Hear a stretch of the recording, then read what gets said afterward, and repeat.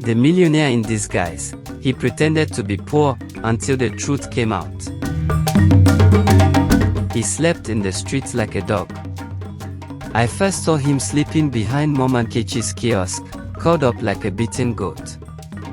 His clothes were old and torn, and his slippers had holes that showed his dusty toes. He looked like someone who had lost everything, or maybe never had anything at all. But what none of us knew was that the man lying in the gutter used to fly private jets.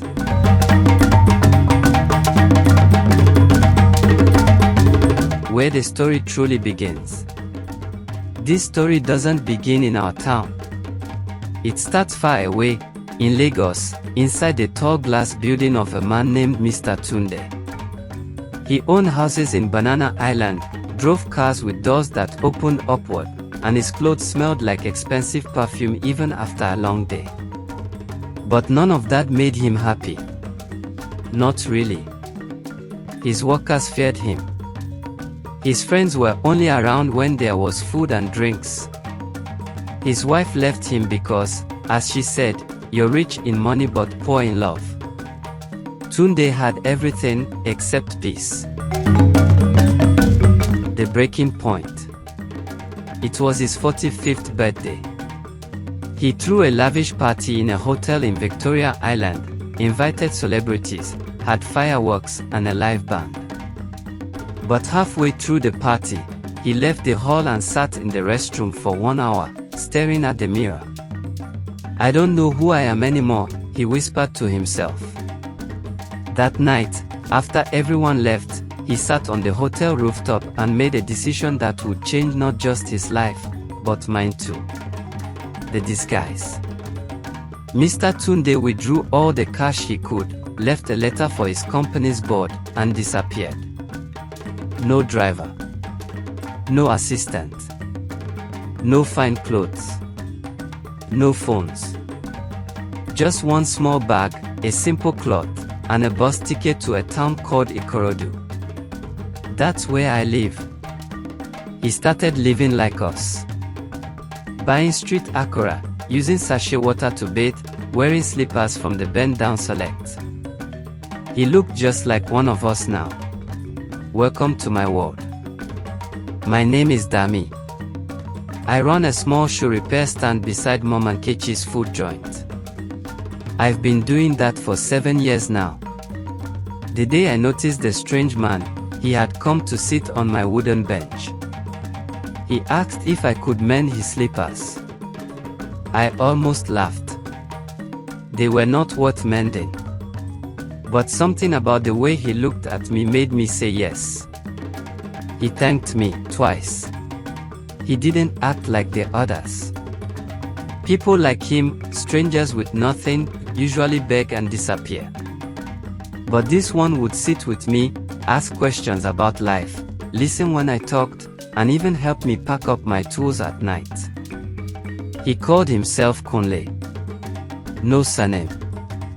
I thought he was maybe a madman pretending to be normal. But he was too calm, too observant, too respectful. The day he paid for someone else. One afternoon, a pregnant woman came to Mama Nkechi's place, begging for food. She hadn't eaten since morning.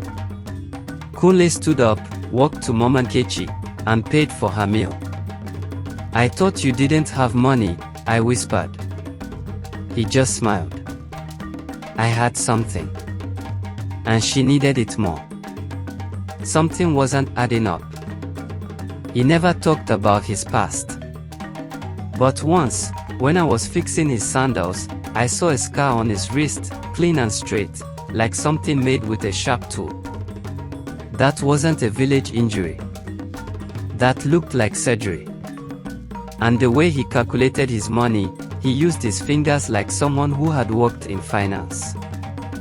He once helped me balance my sales book in minutes. Something wasn't adding up. One day, one of those rich boys from town came and insulted me, calling me a loco. When he bumped into Kunle, he shouted, "Watch where you're going, beggar." I expected Kunle to curse or fight. But he simply said, "One day, you'll understand that money doesn't make a man." He walked away without flinching. That was when I started suspecting he wasn't who he said he was. One day, I told Kunle I sometimes visit an orphanage near our area with leftover bread and biscuits. He followed me the next day. I watched as he played with the kids, helped clean their compound, and gave away his only blanket to a sick boy. That night, I asked him, "Why are you like this? You don't behave like someone who has nothing." He looked at me with eyes full of secrets. "I'm just a man who's tired of having everything and feeling nothing."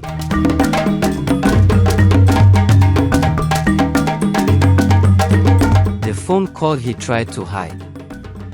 One morning before I arrived at my stand, I saw Kunle standing behind Mama Nkechi's kiosk, talking on a small button phone.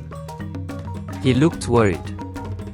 When he noticed me, he quickly ended the call and shoved the phone into his pocket. I didn't say anything, but something inside me whispered, "This man is not who he says he is." He cried that night. That evening, after we closed shop, I passed by the abandoned compound where Kunle slept. I didn't mean to spy. I just paused. He was sitting alone, holding a photo. I couldn't see who was in it. He whispered something, then started crying. It was a painful, ugly cry.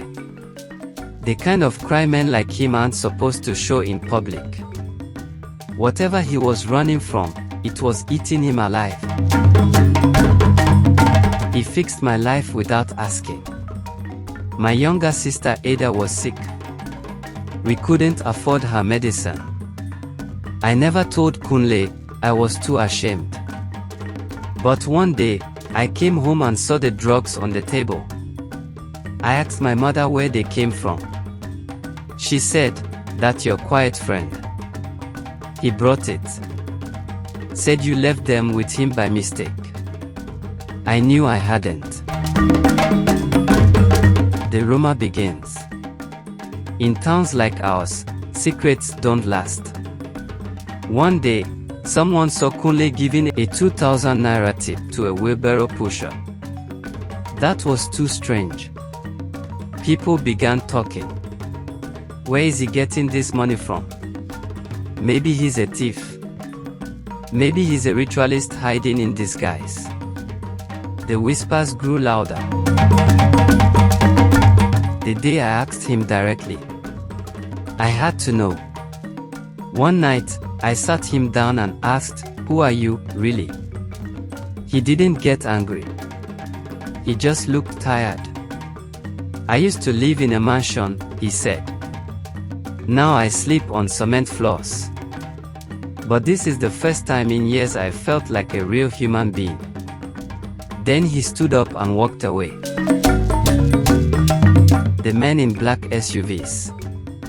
2 days later, it happened. Black SUVs drove into our town like a movie scene. They parked near the market square. 3 men in suits came out. Everyone stopped and stared. They asked for someone called Mr. Tunde Adebehaya. I saw Kunle freeze. He didn't run. He just stood there, calm, as if he was finally ready. The men walked straight to Kunle. "Sir," one of them said, bowing slightly. "We've been looking for you for 2 months." The whole street went silent. Mama Nkechi dropped her spoon. The keke drivers paused their shouting. I just stared. Kunle, my friend, was the missing billionaire everyone had seen on the news. You saved me without knowing. That night, after the shock had passed, Kunle came to my house. He sat with me and said, "Dami, I thought I came here to disappear. But meeting you showed me something I forgot a long time ago. Kindness doesn't need to be loud. It just needs to be real." He handed me an envelope. I opened it. It was a scholarship letter for my sister, and enough cash to fix our leaking roof. The news spreads. By morning, the whole of Ikorodu was buzzing. The beggar was a billionaire. He was testing us. He lived among us for months. Some people were angry. Others were amazed. But for me, it didn't matter anymore. He wasn't Kunle the beggar or Tunde the billionaire. He was my friend. He didn't live like a big man. When he finally left town, he didn't throw a big party or come with bodyguards. He just hugged me, whispered thank you, and gave me his old sandals. They walked me to peace, he said. Now let them walk you to purpose. He drove off quietly. And that's when the real story began. His face was all over the internet. 2 weeks after Tunde left, someone came to my stand with a phone. Dami, isn't this your beggar friend? I looked. It was him. But not in his dusty shirt. He was in a fine suit, talking at a big event. The caption read, Billionaire Tunde Adebayo finally breaks silence after disappearance. He was smiling. But I could tell he wasn't the same man who left this town. What he said about me. In the interview, the journalist asked, "Where did you go, sir?" And Tunde said, "I went to live among people who had nothing but gave everything. One of them, my friend Dami, taught me more about life than all the millionaires I've ever met. He called me his greatest teacher. Me. Just a shoe shiner with cracked hands." Letters from strangers. The next few days, letters started showing up at my stand. People from Lagos, Port Harcourt, even Ghana. Dami, you inspired me. You made me cry. You reminded me to be kind. I didn't know what to say. I wasn't trying to inspire anyone. I was just helping someone who needed a place to sleep and a plate of food. The day he returned. 3 months later, he came back.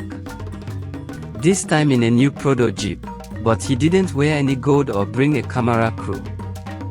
He walked straight to me, handed me a plain white envelope and said, "Open it when you're alone." He sat, asked for puff puff, and we just laughed like old times.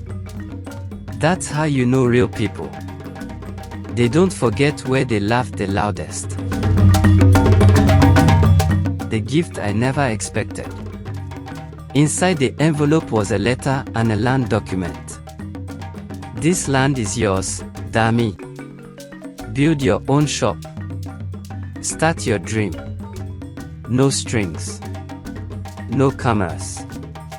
No repayment. Just love. Tie." I stared at the paper like it might disappear. Nobody had ever given me something like this just to say thank you. Mom Nkechi's mouth fell open. When I showed the paper to Mom Nkechi, she shouted, "Jesus of Nazareth. You mean land? Not phone recharge, not Gary, land." Even my mom started crying. "This is how your father's spirit will rest," she said. "He always said your kindness would speak one day." And it did. Loud and clear. My first time on a plane. Tunde called me one morning and said, "I'm flying to Abuja. Come with me." I thought he was joking. Me. Inside plane. But next thing I knew, I was looking at clouds through a small over window. I had to pretend I wasn't scared. My stomach turned like someone was frying akra in it. Tunde laughed the whole flight. In Abuja, he took me to a conference room filled with suits and ties. He stood up and introduced me. This is Dami. I trust him with my life. Everyone clapped. He offered me a role in his new foundation, the Real Wealth Project, helping small business owners like me rise up, one honest hustle at a time. I almost said no. That night, I sat in the hotel room, sweating. What if I fail?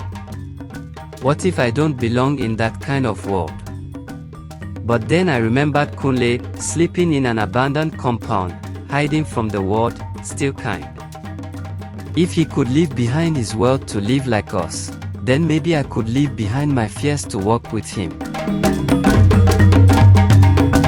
I said yes. Yes to the job. Yes to the mission. Yes to the new beginning.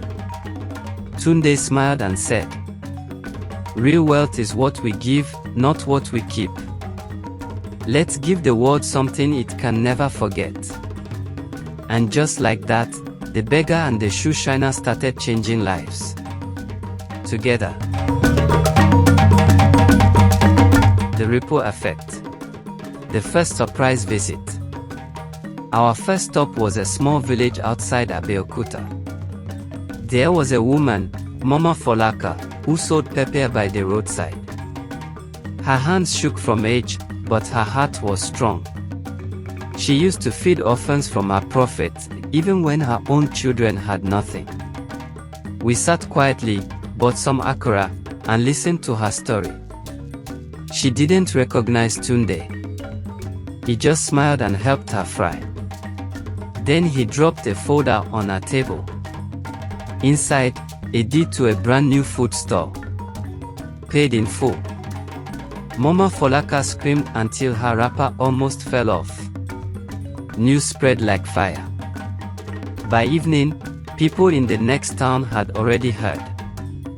A billionaire is moving like a nobody, changing lives without cameras. Everywhere we went, people stared. Some waved. Some watched in silence. But not everyone was happy.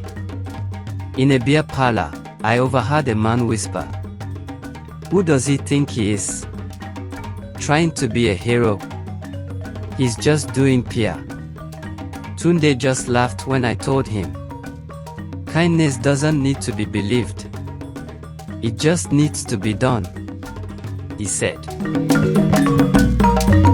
A strange visitor in the night. One night, in Makadi, someone knocked on our hotel room door. It was a man in a suit. He didn't introduce himself. He just said, "You're messing with the system, Mr. Adebuhaya. Big men don't like what you're doing." Calmly replied, "I didn't ask for their permission." The man left without another word. That's when I realized we were stepping on powerful toes. Trouble at the petrol station. We stopped to refuel in Kogi. While I was paying, 3 boys in black came around the car. They started mocking Tunde. Big man turned beggar. "Who are you fooling?" I came out to defend him, but before I could speak, one of them slapped the bottle of water from my hand. Tunde stepped forward and said, "You're angry at the wrong person. I'm not your enemy. I'm your reflection." They looked confused, then walked away. I was shaking. He wasn't. An old friend with a bitter heart. In Jos, a man approached Tunde on the street. It was his old university friend, Kingsley. Sharp, rich, and angry. "You had everything, Tunde. Why throw it away pretending to be one of them?" Tunde smiled and said, "I found peace, Kingsley. Something money never gave me." Kingsley spat on the ground. Let's see how long peace lasts when the wolves come. I didn't know what that meant, but it sounded like a warning. The day he broke down. We were in Ilorin, visiting a mechanic who used to be a lecturer before life swallowed his dreams. As the man shared his story, Tunde started crying. Not small tears. Real, chest-shaking sobs. Afterward, in the car, he told me, "That man reminded me of my father. A man society forgot too quickly. It was the first time I saw him vulnerable. No disguise. No big talk. Just a son missing his father." Back at the lodge that night, I found a folder in Tunde's bag. I didn't mean to snoop, it fell out when I was arranging things. The file was marked, "To be released if I disappear." Inside were names. Big names. Politicians. CEOs. Deals. Bank transfers. Dates. I froze. "Tunde, what is this?" He looked at me calmly and said, "Proof of everything they tried to bury." Betrayal in the camp. One of the new team members we recruited, a man named Yemi, turned out to be a snake. He had been recording everything, feeding it to a certain news outlet that hated what we were doing. Tunde didn't even shout when he found out. He just said, "Let him go. The world will hear the truth when it's ready." But me, I wanted to slap someone. After weeks of traveling, Tunde said something that shook me. "Dami, I want to go public. No more disguise. I want to show the world my face and our mission." I was scared. What if they come for you? What if they shut it down? He smiled and said, "If they come, let them. But at least they'll know what we stood for." The press conference. Back in Lagos, he booked a small hall and invited a few honest journalists. He stood up and told the truth about his journey, about me, about the lives we touched, and the lives still suffering. Then he looked straight into the camera and said, "This is not a campaign. It's a call. Be kind. Even when nobody's watching." The room was silent. Then, applause. Loud and long. But as we left, a strange black car followed us. And that's when everything changed. Next on The Millionaire in Disguise. Tunde's life is in danger. The truth he exposed begins shaking the pillars of power. Dami is forced to act alone.